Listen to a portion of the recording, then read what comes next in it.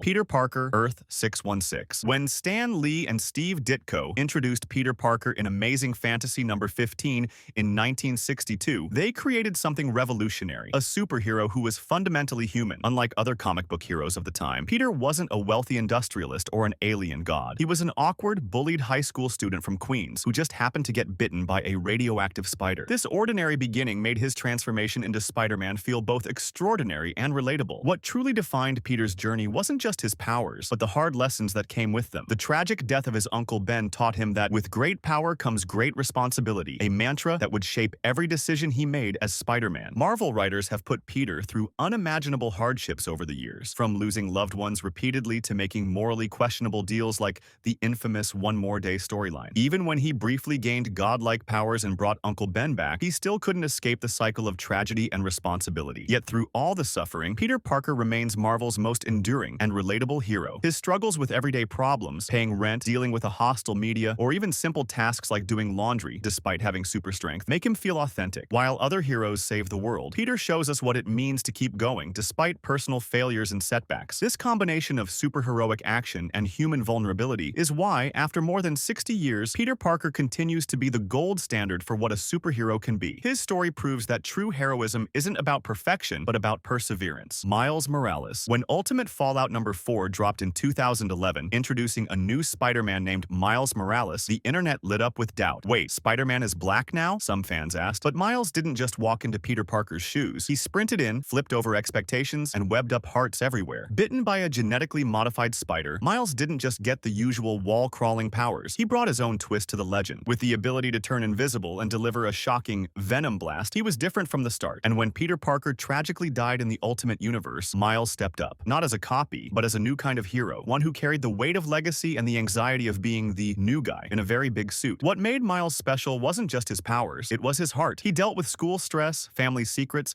and the burden of living up to a fallen icon. His story was so powerful, so real, that Marvel couldn't leave him behind. After the Secret Wars event in 2015, they brought him into the main universe, Earth 616, letting him swing beside Peter as a true Spider-Man, not a sidekick, but an equal, and then came Into the Spider-Verse. That movie didn't just break the rules of animation, it blew the doors off what superhero storytelling could be. Miles became a symbol, bold, fresh, and full of heart. Even his video game was good, just as electric, with his now iconic black and red suit stealing the spotlight. Miles Morales didn't just earn the webs, he redefined them. He proved that Spider-Man isn't about one face or one story. It's about courage, responsibility, and rising up when the world least expects it. Anyone can wear the mask, and Miles made sure the world would never forget it. SpiderMan Noir. This is a Spider-Man from the 1930s, first appearing in SpiderMan Noir number 1, 2009. This version of Peter Parker lives in a grim black and white world of gangsters and corruption. Instead of web shooters, his powers are more mystical, and he doesn't have a no-kill rule. Noir Spider-Man is a detective first, a vigilante second. He wears a trench coat, a fedora, and has a dry wit that makes him sound like he walked out of a Sin City comic. Oh, and he uses guns. When Spider-Man Into the Spider-Verse cast Nicolas Cage as Noir, it was a perfect fit. His over-the-top delivery and old-timey speech made him one of the movie's funniest characters. Spider-Man Aunt May. What if Aunt May get bitten? In What If? 1980, Marvel gave us one of the most unexpected twists in Spider-Man history. What if Aunt May got spider powers instead of Peter? On Earth 3123, that's exactly what happened. After a radioactive spider bite, sweet old May Parker didn't suddenly turn into a wall-crawling superhero, at least not right away. At first, she used her powers for small things, carrying groceries, reaching high shelves, and gently scaring off would-be burglars with the kind of scolding only a grandmother could deliver. But eventually, she put on a red and blue costume, called herself Spider-Man, and became the most wholesome spider person in the multiverse. She didn't just web up bad guys, she baked them cookies while they waited for the cops. Her brand of justice was less punchy and more polite, but somehow it worked, and when she joined forces with Earth 16 Peter during the Spider-Verse storyline, it wasn't just funny, it was touching. Watching her bring warmth and craziness into a chaotic multiverse war reminded everyone what Spider-Man really fights for: family, hope, and doing what's right. Sure, Spider-Man isn't the strongest, the fastest, or the most agile, but in a multiverse full of brooding vigilantes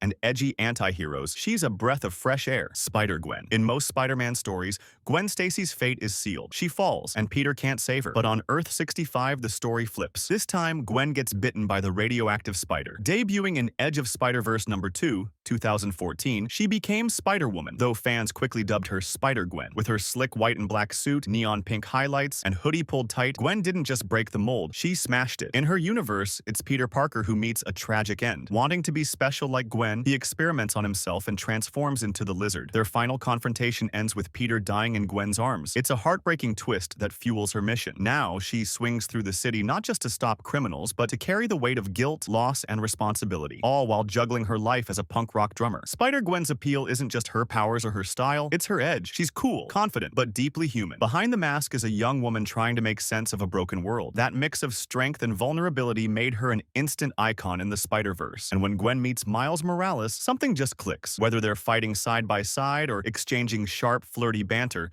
their chemistry leaps off the page and the screen. The Spider-Verse films gave fans a dynamic duo with real emotional depth. They push each other, challenge each other, and let's be honest, they kind of adore each other. Gwen Stacy didn't survive tragedy. She became something greater because of it. And in doing so, she showed the multiverse that anyone can wear the mask, even the girl who was never supposed to make it. Superior Spider-Man. In the Amazing Spider-Man numbers 698 to 700, 2012, Dr. Octopus pulled off the ultimate heist. He swapped minds with Peter Parker. Trapped in Otto's dying body, Peter died, while Otto became Spider-Man. Otto didn't just wear the suit, he improved it. He built an army of spider-bots, took down criminals with brutal efficiency, and even started Parker Industries. But here's the twist. Peter's consciousness was still in there, watching helplessly as Otto lived his life, including some very awkward moments with Mary Jane. Otto eventually realized that being a hero wasn't about power, it was about responsibility. He sacrificed himself to bring Peter back, proving that even a villain could learn from Spider-Man's legacy. Spider-Man 2099. In the far future of 2099, the world looks nothing like it does today. Giant corporations run everything, and the glowing city streets are more like war zones than neighborhoods. This is where Miguel O'Hara steps in, not as a friendly Spider-Man swinging through the city, but as a hardened fighter with science in his DNA and a mission on his mind. Miguel first appeared in Spider-Man 2099 #1 back in 1992, and right away, he stood out. He wasn't bitten by a radioactive spider like Peter Parker. Instead, his genes were spliced with spider DNA during a lab experiment gone wrong. A Spider-Man with fangs, claws, and a much darker attitude was born. Miguel doesn't make wisecracks in the middle of a battle. He fights rough, fast, and without mercy. His enemy isn't some random supervillain. It's Alchemax, a greedy megacorp that poisons everything it touches. In this future, the law only protects the rich, and justice is a rare thing. That's why Miguel fights from the shadows, taking on the system that crushed so many lives. Things get even more personal in Across the Spider-Verse. We learn that Miguel once had a perfect life in another universe. A family, peace, something real. But when he lost it all, that pain changed him. Now he's driven by more than justice. He's terrified of losing everything again, and that fear makes him fight harder, push further, and sometimes cross lines that other spider people wouldn't dare. Miguel O'Hara isn't your typical hero. He's intense, relentless, and built for survival in a broken world. But deep down, he's still holding on to hope, just barely. And that tiny spark is what keeps him swinging forward, one brutal battle at a time. And with new spider people appearing all the time, the web of heroes keeps growing. No matter the universe, one thing stays the same. With great power comes great storytelling. So, who's your favorite spider person? Leave a comment and share your thoughts.